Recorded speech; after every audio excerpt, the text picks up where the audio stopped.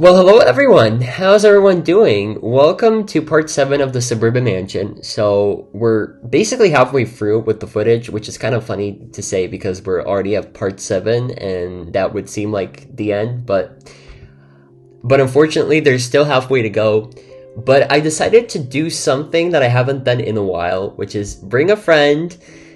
I don't even remember the last time I did something like this, but our special guest today is the one and only Equinox, who you've seen on my videos before, but I don't remember the last time I had you on the voiceover. I remember I had you once, but it was like a very long time ago, right? I think it was, I forget. I think it was a year ago.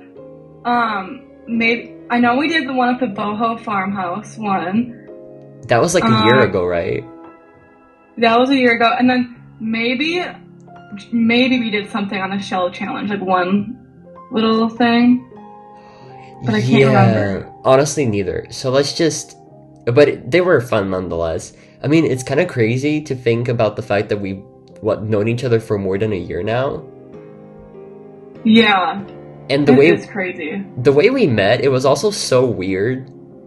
Like, didn't I just DM you asking if you want to collab or something for a quick build because both of us kind of needed it or something? Yeah, that's how it was. And then that's how it started. And now we literally keep in touch every day. Yep, like that's honestly so crazy. Honestly, yeah, like it takes so little for it to grow into something so big. And that's why I kind of love just life, because it all gets so random sometimes. Like, the things you least expect to happen just happen, but you can't expect them to happen. You know what I mean? It's weird. Yeah. It's just like those best things, because honestly, I mean, like, I've always loved YouTube, but like, I don't think I'd ever expect to get here through Roblox or like, Bloxburg. Like, I didn't actually think I'd be able to succeed in the way I have with it. Yeah, honestly, it's probably because, things just happen when you least expect them to, and you just need to let them happen. You need to be able to accept opportunities, and eventually everything will work out. That's the way it is. Yeah.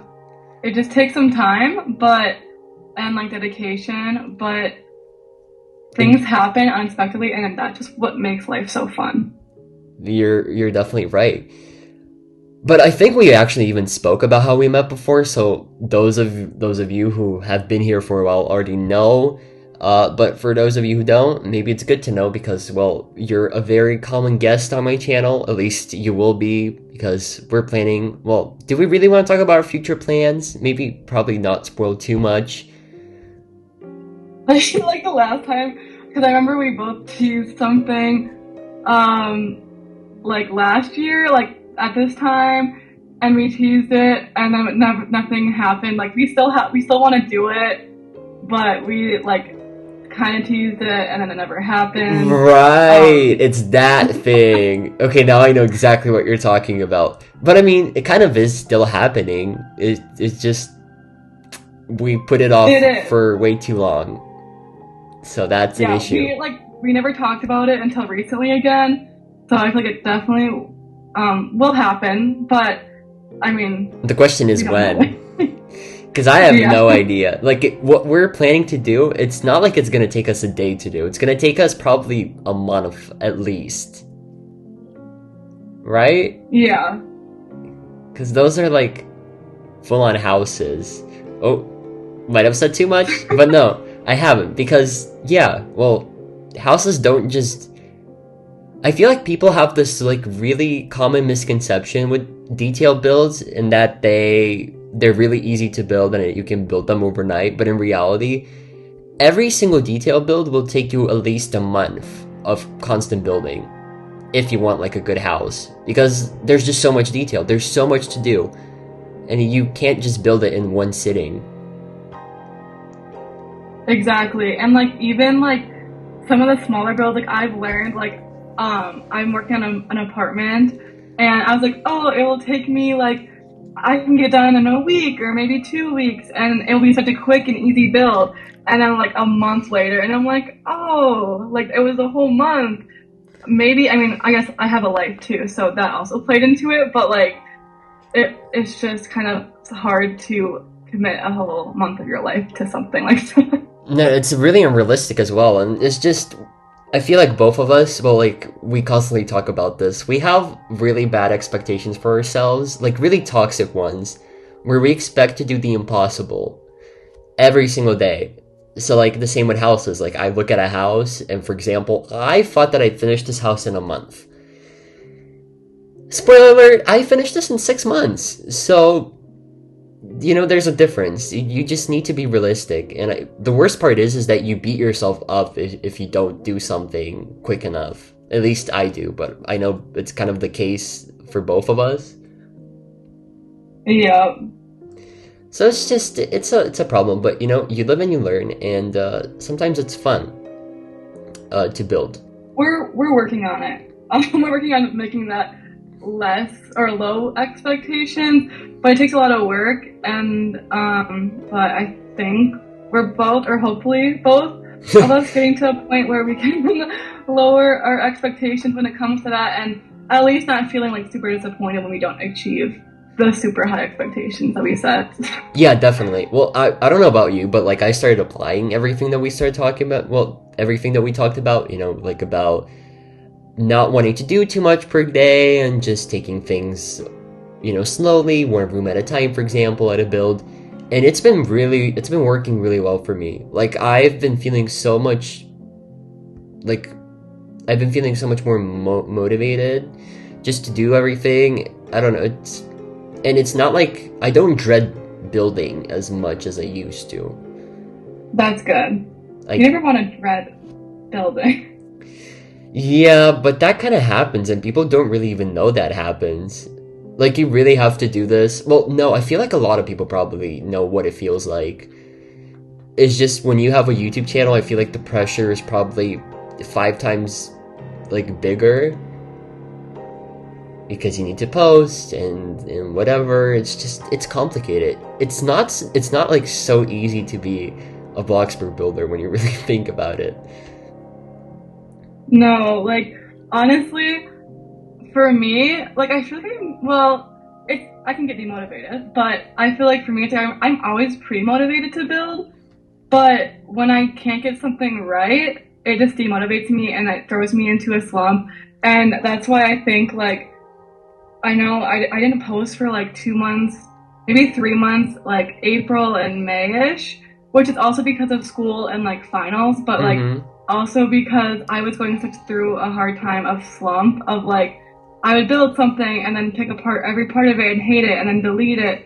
And I was just I always had the expectations of trying to achieve a build greater than before, and that sometimes that's unrealistic, and some people like simplicity, and simplicity is good sometimes. And that was a really hard month or 2 months for me, just because I put so much pressure to build, and that just made it so much worse. Yeah, that's the one thing you can't do, is pressure yourself to do something or feel bad that you didn't do enough, because I don't know, just beating yourself up, it's only gonna do you wrong. It's all about mindset. If you're gonna look at yourself and, like I said, beat yourself up about things, you're not gonna get anything done. But if you're gonna, for example, let's say we're doing a room in Bloxburg, right? And we have a big house to furnish and whatever, and we only get to do one room in a day. And instead of just thinking that oh yeah, I only got to do one room, well, and I have the entire house left, what am I gonna do? Instead, you should probably just be a lot more chill. Well, it's easy to say be a lot more chill, but just think of it okay, well, baby steps, at least I got something done. It's better than nothing. It always depends on the way you look at things, that works with everything in life, really. So I don't know. It's hard to be motivated. It is hard to be a Bloxburg builder. I mean, it is. And like, oh sorry. No, just continue. It's And all like good. when you like apply it to like real life, like I don't know, have you ever heard of like the glass half full, glass half empty, like psychology kind of? Yeah, I think you told me about it, but like when you really think about it, like it makes sense, or you could, kind of understand what it's about, but you can still Yeah, explain it. it's just like the whole mindset of like what you were just saying of like, is the glass half full, which is the more like positive outlook on it, or is the glass half empty? And if you just apply like the glass half full mindset, which is a more positive outlook, your life is just much better because it's just positive. And you can apply that to Bloxburg too, and just like anything in your life.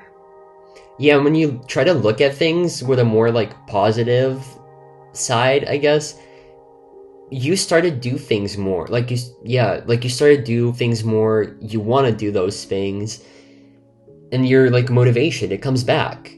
Whilst as if you were really pessimistic about it all, then all of it would go away because you're constantly stressing about how much you didn't get to do, and then you would literally end up with nothing.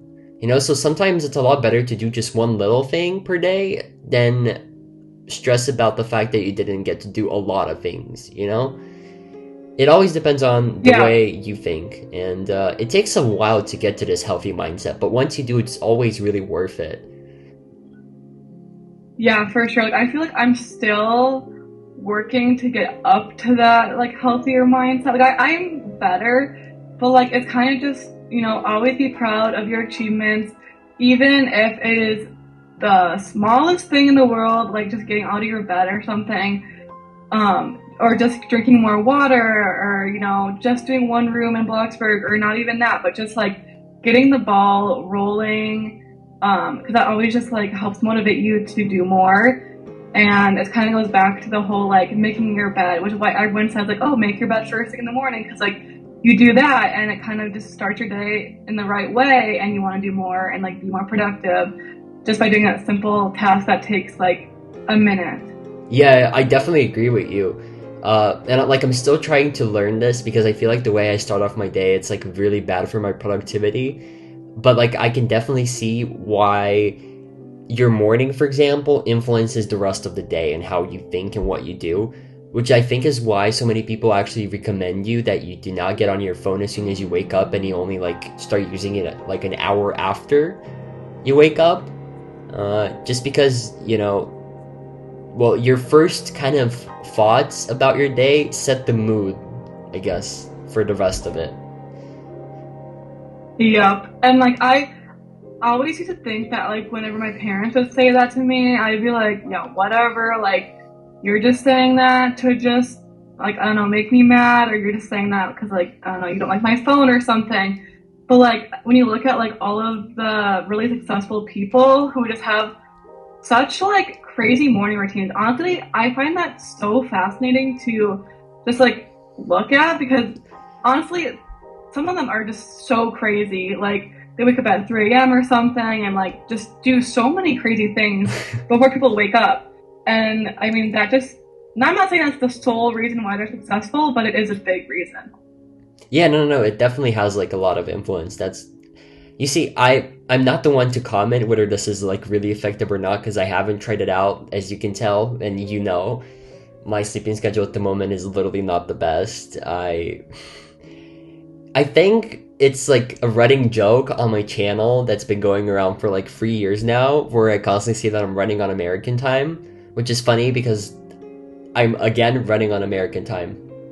Like I go to sleep at 5 or 6 a.m. my time and I wake up at 1 or 2. And like I'm still productive, I pretend that my afternoon is my morning. And I do have dinner at like 11 or 12 p.m., which is hilarious, but I don't know, like my body got used to this rhythm and it's literally so impossible to just get out of it. I don't know. I just find it so funny that every summer you just fall into this. But like, okay, I've been wanting to like how does the sun, because obviously like for most of your day the sun is down. So like how does that like affect, like does that affect you? Not that I can notice, I don't think. I don't know. Honestly, I feel like I've been doing really bad things for my body lately. Like, I told you about this yesterday, I think, or maybe not yesterday. I don't know when the last time we spoke was, but I feel like I've been hibernating because I have spent, I don't know, like what? It's been almost a week since I've left my house. So I haven't seen any, like I haven't actually felt any sun in a week, like direct sun, and that's probably really bad for my health. But the worst part is like I'm not craving to go outside. Like I, for some reason, love the comfort of my home so much. I don't know, I feel like I'm insane a bit. Okay, but I relate to that so much because I just find it so hard sometimes, especially just to leave my room. Like, I know I was telling you this. I could keep saying, like, oh, I told you this yesterday. But, like, whenever people ask me to hang out now, it's like I kind of dread it. Like, even though I know it's super good to keep your friends close and, like, hang out with people, but sometimes it just gets so much, and I just need to have, you know, the couple weeks just to, like, hibernate, as you say, and not do anything. Although, by not doing anything, I don't, like, I mean, like, I'm still productive, but just not, like, in the social way or leaving the house type of way. But it's just so easy to kind of fall into that slump. Yeah, it is. And it's even harder to get out of, wait, no. Yeah, like, it's so hard to get out of it. I guess you always need to find, like, something to force you out of it, which is kind of, yeah, it's, I don't know. It's kind of annoying. But then once you get used to it, then, I don't know, I guess it's fine. But, like, I kind of like being in this, like, hibernation phase because I finally found, like, a really good balance to stay productive, and I'm, like, really scared that if I leave my house and I start going out again, I'll lose that. And so it's just, I don't know. That's why I'm kind of not waiting to leave the house, but, I mean, it will have to come eventually, and that will have to happen. Yeah, in some ways, it kind of, like, I feel like it's nice. It definitely is nice to get the house. Like, it's, you just need it, you know, but it also is just, I do feel like really productive once you get into that, like, hibernation rut where you kind of just stay home and just do building and editing, and it's just really productive. But at the same time, like, I started school yesterday, and just kind of getting out of the house kind of motivates me because you're kind of back on a routine and you kind of have to work your schedule around then, and knowing that I can only build on certain days or times kind of forces me to, like, actually be more productive. Whereas sometimes when I'm in this, like, hibernating mode, I'll build a lot, but then I kind of am like take a long break on, like, TikTok or, like, watching social media or, like, YouTube. But if you're kind of forced to leave, you kind of have to restrict yourself to certain times that you have available. Yeah, that's true. I guess it's all about time management, which is not, well, let's just say it's not my strong suit, right? That's how you say it. Yeah. Yeah. So I still have a lot of learning to do in that department, but hopefully one day I'll be able to manage my time well. I guess, I mean, life as a whole is just a really big lesson, and, you know, you live and you learn. We all learn things at different times, and each of our journey is different, and that's why you can never compare yourself to other people. But that's also another topic for another day that I could go on about for a very long time because there's just so much to say about it.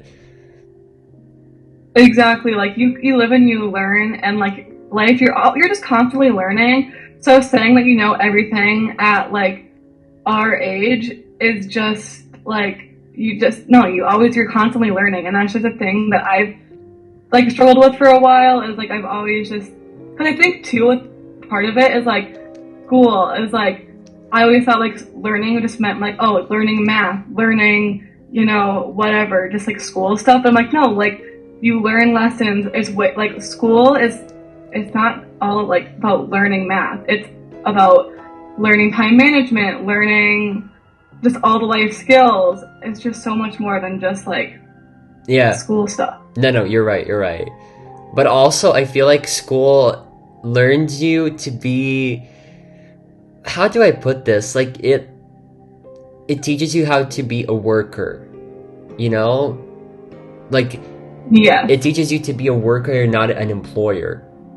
And I don't know about you, but I personally, I want to be the employer. I don't want to be just the worker. So I feel like... Yeah, exactly. I feel like there's a lot of things you have to learn by yourself that school doesn't teach you, unfortunately, even if you wanted to, but you do have some really good points, like about time management and discipline. Like, school definitely is helpful, but yeah, there's also a lot of work that needs to be done, you know, outside of school, if you actually want to get somewhere. I mean, I'm not saying that, like, being a worker is really bad, because everyone has different preferences and everyone has different goals in their life, and everyone wants to live a different life. So for some people, you know, the worker life, it suits them because they don't require a lot from themselves career-wise. But there's also people like me, and who I like to take myself as the ambitious type. I feel like I definitely want to achieve a lot in this world. I mean, obviously, it's too early to say anything yet because I'm still kind of 18. People say that when you're 18, you're really naive, so... I don't know. I don't know. Honestly, I don't know anything yet. Like, that's, you know how people say that, like, oh yeah, at 18 years old, you feel like you know everything. Sometimes I feel like I know nothing. Like, I know that I understand things, but I just understand them. Like, I don't want to say that I know stuff. I don't know how to explain it. Like, sometimes I notice things, but I never want to say, like, I know something really well or something. This is a very confusing topic for me, and yeah. I just find it funny too because, like, I don't know, I feel like 18, it's like, because like you become a legal adult, like at least in the US, but and it's like you kind of have this expectation of like, oh, once you hit 18, like, you know everything, or like you're a legal adult, so like you have to pay taxes, and like, I don't know, like some people at 18 like move out of the house right away or have expectation to like move on and like be a full adult. Which is like something I really struggle with because like I am 19 and I live at home, but I still love it. But at the same time, it's kind of hard because there's a lot of stuff that I feel like I've learned, but like I also haven't. And for that reason, I'm kind of like scared to like go into the real world or like the adulthood, if you will say that. And it's just kind of, it's hard. I mean, honestly, it will never be easy. That's just the truth of it, and if you think that you want to do it, then you just kind of have to dive in, you know, and everything that you will need to learn, you will eventually. Most likely, you're not going to learn the things that you need to learn before you leave. It's always going to be, like, after, you know, but if you believe in yourself, like, that's a really common misconception, like, around people, that they let others tell them what they can do and what they can't do. When in reality, it's all you. You know, if you think you can do something, you can do it then. And just because someone thinks that you can't, like, don't let them decide for you. You know, just I don't know. That's just what I realized quite not long ago. And well, I don't want to say like it has helped me a ton, but I know it has helped me quite a lot for sure. Yeah, you were telling me this the other day too, but like, and that's something I'm still kind of trying to learn. And what's kind of sad is I feel like when I was younger, like let's say 16 or something, people would always say like, oh, don't listen to people, or like, you know, do your own thing, don't feel pressured by people. And I would like really believe it, and I'm like, oh yeah, like that's so easy to, you know, do. Just don't listen to what people, you know, have to say. Or if they tell you to do it, like, you don't have to do it. And I'm not, you know, I'm just kind of talking in like, oh, like you have to go to school. Like, no, you don't. Like, you get to get gap year, you could travel. But now that I've gotten older, I feel like I kind of got in that rut of kind of believing that, like, I haven't, because I kind of took a different route than most people, especially my friends. But like, you don't have to follow people, and it's still something I'm trying to learn and come to terms with. But I also feel like I've fallen deeper into like that whole rabbit hole of listening to people and, you know, feeling like you have to please people and live up to a certain expectation when you really don't. Like, that's not a good thing to have. Yeah, now that you were saying all of this, I actually realized why I like staying at home so much.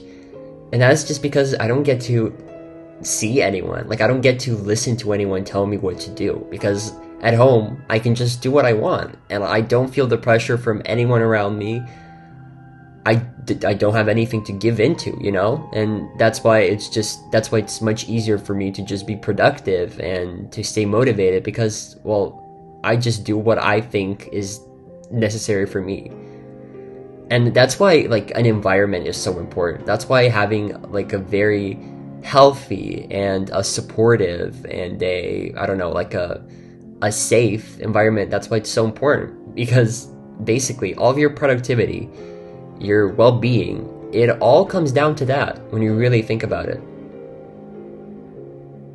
Yeah, like, it's always who you surround yourself with. Like, if you're surrounding yourself with really crappy people or friends who just don't treat you right, or, you know, that you just don't really align with them, you don't have to hang out with them. You don't have to, like, feel pressure to do it. And I know it's really hard to cut off friends. And this is something that I kind of have to also listen to myself with.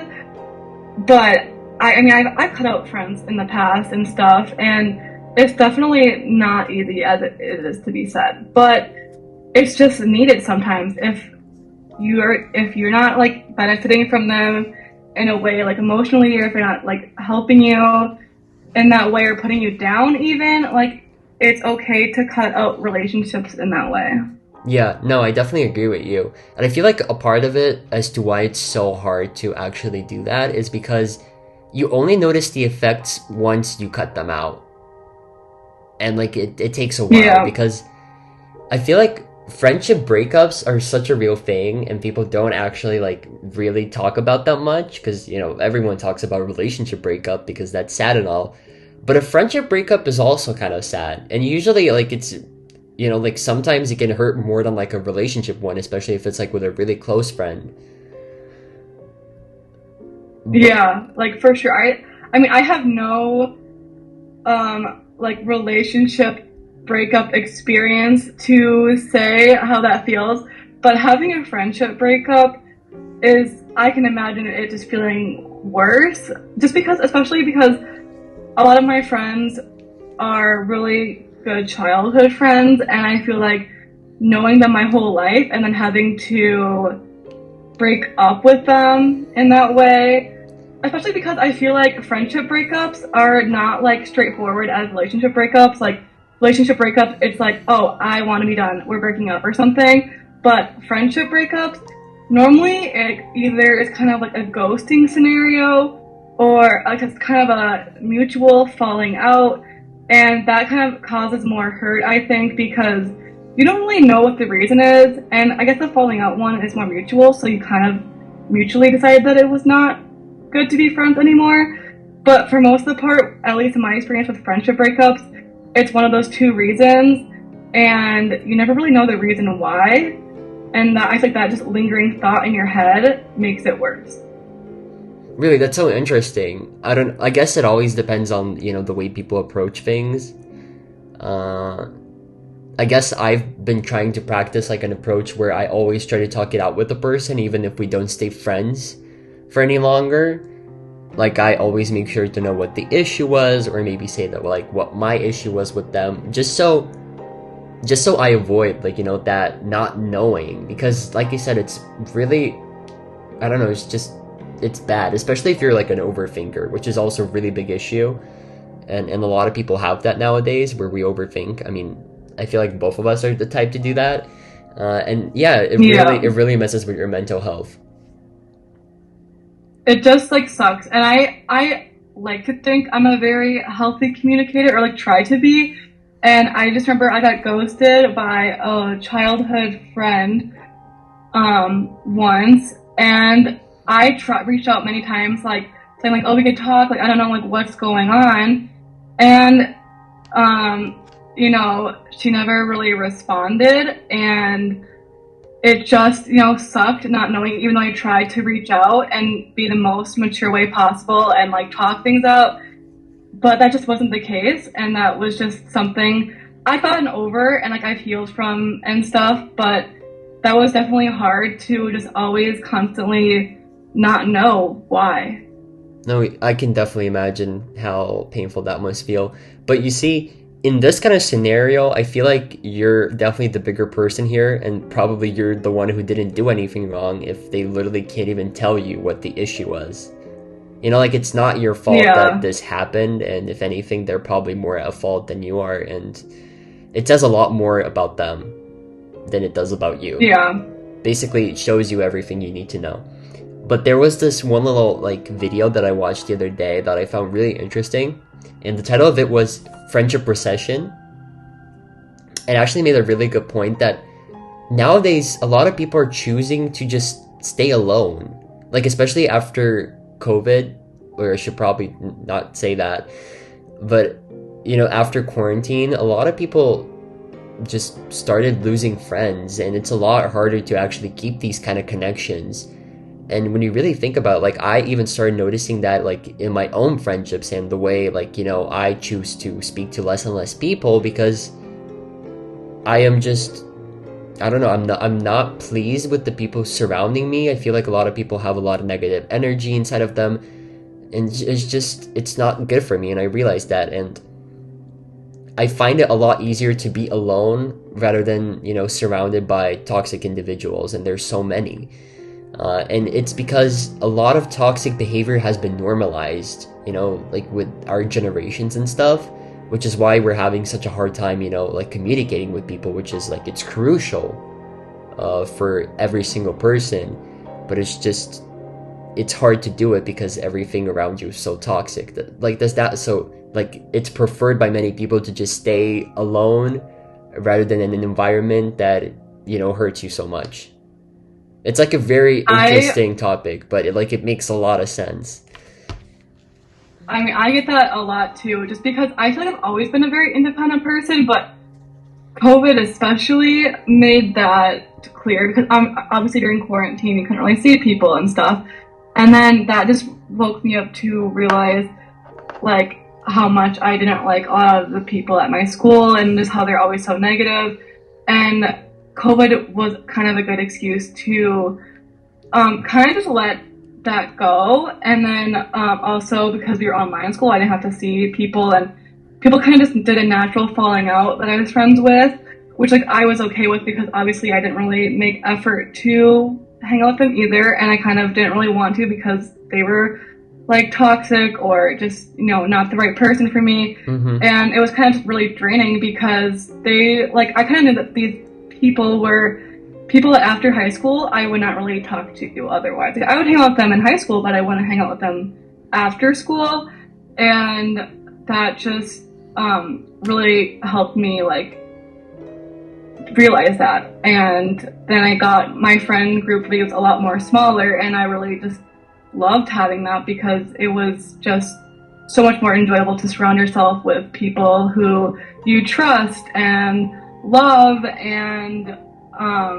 they're just so much more better for you mentally and everything. Yeah. No, I'm honestly really happy for you that you managed to find, people around you, your friends who, could, I guess, satisfy you, and who are actually like good friends, and not just,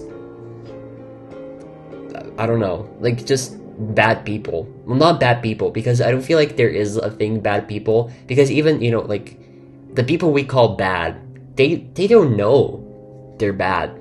No one thinks they're bad, because there's a lot more to human psychology than that. But I guess it's just what that video was saying is just it's so hard to find good people like that nowadays, because everyone just forgot what it is to be, not toxic. How important it is to stay like in a healthy environment. It's like a really good video. I'll send it to you, and I'll link it down below in the description for anyone who wants to watch it, because it really explained everything well. But then that also made me start thinking that we just, as people, I feel like we really diminish the value of friendships. No one values them like as much, and people nowadays prioritize like relationships, with like a partner a lot more than actual friendships. When in reality, they really can give you, as much as like a relationship with a significant other. Do you know what I'm trying to say? It's like, I don't know. And I feel like this is like a very recent thing where people just started not really caring as much about friends. Yeah, I feel like I get what you're saying. And like I know like there's always like talk about people who like they get like a boyfriend or a girlfriend or like whatever, and then they kind of just become distant with with all their friends because their main priority becomes, their partner or whatever, and they kind of just like shut up the whole group, which I think is so sad because it's like you value, you need to, I mean, you don't need to, you should value your friends as well. Like you can value your partner and your friends at the same time, and you should be able to like balance them out because it is important to keep friends in your life and not just completely rely on your significant other to be completely that main social person or relationship. Like it's so good to have multiple people to go to that is not just your partner. Exactly. Yeah. It's like friendships are just as important. And like you said, like that is a really good example how a lot of people do that nowadays, where we kind of forget about how important friendships really are. And I don't know, it's just kind of sad. It is. But yeah, to finish this topic off, I feel like even, the people like themselves who start dating and abandon their friends, it's not like they do it purposely. It's just because this is what's considered normal right now. Like we normalize such bad behavior, and that's why we're all left with like no good friendships or something, because it's just we're used to treating people like crap. Because yeah, I don't know, I've personally, at least, from what my parents told me, their life looked like when they were speaking about friends, like I never heard that many bad things. If anything, parents nowadays have so many friends like from back in the day, and that they were friends for, I don't know, like they've been friends for 40 years, for example, right? And I noticed that like in our generation, it is so hard to keep like a long-term friendship. Like it is now considered rare to know someone for longer than 10 years. At least in our generation, Gen Z, because we're so used to constantly fighting, falling out, and then we're left with no one else but ourselves. And that's kind of sad. Okay, but is it just because that our parents are older, and I feel like the older generations, because I know like my grandparents, in every aspect, it applies to a lot of aspects and not just like relationships, but I feel like in their generation, they would have to like have a societal standard to have these friendships, and they didn't really know like what's toxic or not, or maybe they did, but they didn't like the people pleasing, because I know in my family at least there's a lot of people pleasing going on, where like my whole dad's family has like no divorces, but there's a lot of like just they shouldn't be together, but they put up with it because they don't want to like have a divorce because it looks bad.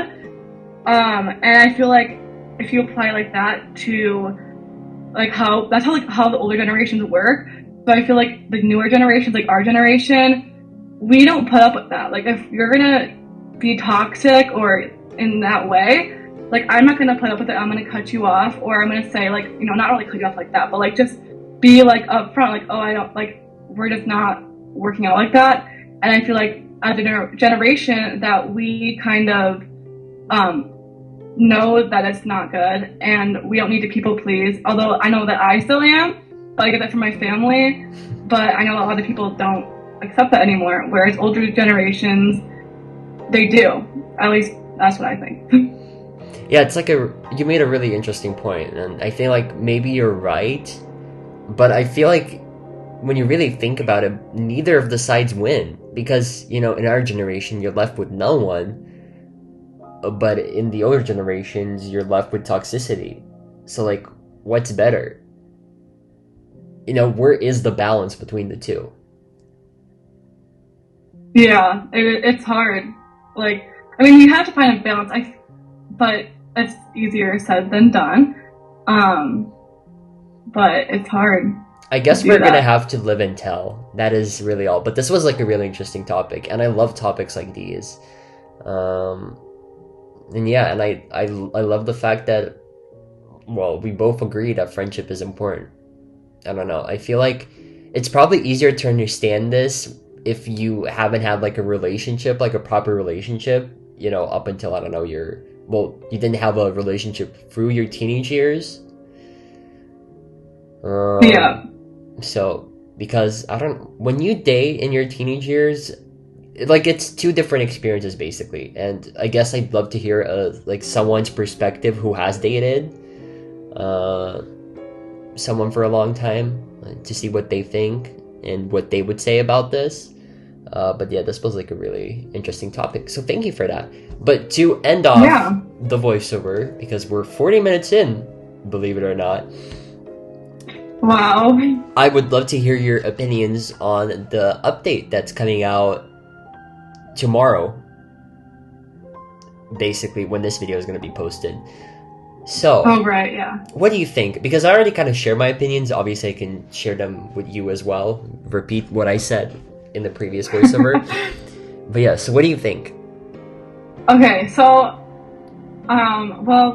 okay, I saw some of the leaks. I may not be completely updated. I saw the new Bloxy burgers, kind of, that they did, a little teaser. I saw that they were adding like a new sink, I think, some kitchen items, kind of, to go with the whole Bloxy burgers thing. But was there anything else that I missed that I should account for? You see, that's a really interesting take, because I haven't seen any of the leaks yet. For some reason, like, I haven't gotten the urge to see them, and I don't want to. I kind of want to be surprised during the update, but I have a feeling that I'll probably just start imagining things, and I'll put my expectations up too high, and I'll get disappointed once the update comes out. But I don't know. I guess we're gonna have to wait and see. But yeah, I don't know. I'm kind of excited to see the revamp of Bloxy Burgers.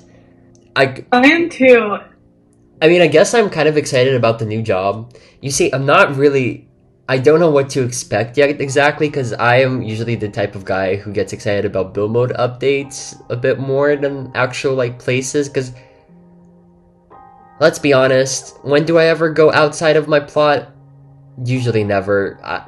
I don't know. I've only been like once or twice to the new gym. I've only been once to the new observatory, which it has been out for like a month now. So I think I won't really visit Bloxy Burgers that often either, and I would honestly, maybe I'd try out the new job, but I feel like I've spent such a long time delivering pizzas and leveling up to level 50 that it's just not worth it to be back to square one with this new job that we're getting. But of course, it's still exciting to do something else rather than just, doing the same thing over and over again. So, like, I'm glad that we're getting a revamp. It was well needed, but it's not really that exciting for me personally. I agree. I feel like I agree with like everything you just said, because like I used to be so much more excited about every update and be like, oh my gosh, we're getting this and this and this, and I feel like, well, also the last update was over a month ago, which is kind of like, normally they don't do that. They're normally pretty good about every month-ish. So I feel like I kind of lost hope and when this update is going to come out. So I haven't been like very updated on like I am, but like I also kind of lost hype because I was like, oh, it's going to come out this Thursday, then it wouldn't, and I'm like, oh, it's going to come out this Thursday, and then it wouldn't. I think a lot of people would agree with me on that, but I think I'm excited to see like what Bloxy Burgers looks like. I saw the leak, so like I know what it looks like, but I didn't really like analyze it too deeply. and whatnot, but I don't really go out of my plot that much to do that. Like you said, the observatory, I went there once when it came out to go check it out, which is so cool. And I love that for all the role players, because like obviously that's really nice to have more role play options and stuff. Yeah. But I'm hoping we get more like build stuff, and I think from what people I've heard say is that this is going to be a bigger update, which is why it took longer than expected. Well, that makes sense. And I'm hoping, I really do hope, and also I'm hearing that there can be a lot more kitchen items because of like the Bloxy burger, which makes sense. So I'm hoping that we get a couple more build mode items rather than, because lately all the updates have been like maybe like 5 max build mode items. So I'm hoping we get a little bit more than that, and kitchen items would be amazing. Yeah, honestly, the beach update was really underwhelming. Personally, for me, build mode wise, I feel like I expected a lot more than what we actually got. But again, it's all on the mindset, so it's better to get something rather than nothing. Yeah. But it wasn't like a bad update though, so I don't know. Plus, I'm really happy that like at least the game is becoming like active again. You know, at least we're getting those updates, and yeah, I don't know. I'm excited to see the future of this game. I don't know where it's gonna go. Literally have zero idea, but I guess that's the fun in it. It is. I always say, there's no really bad update because every update just gets better and it keeps the game active.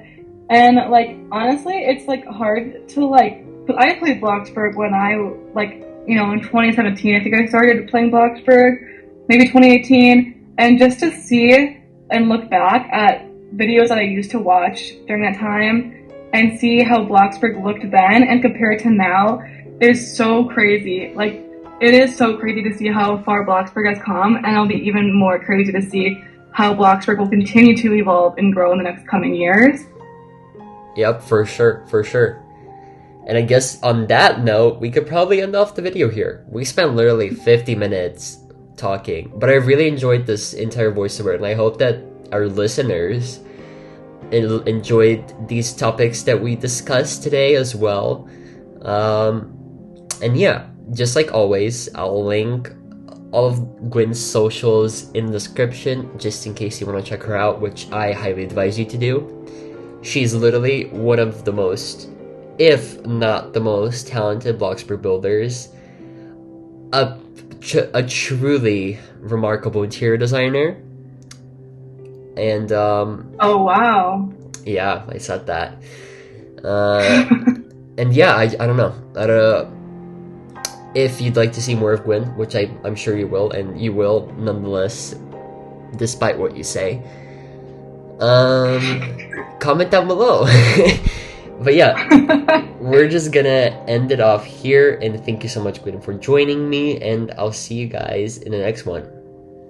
Bye! Bye!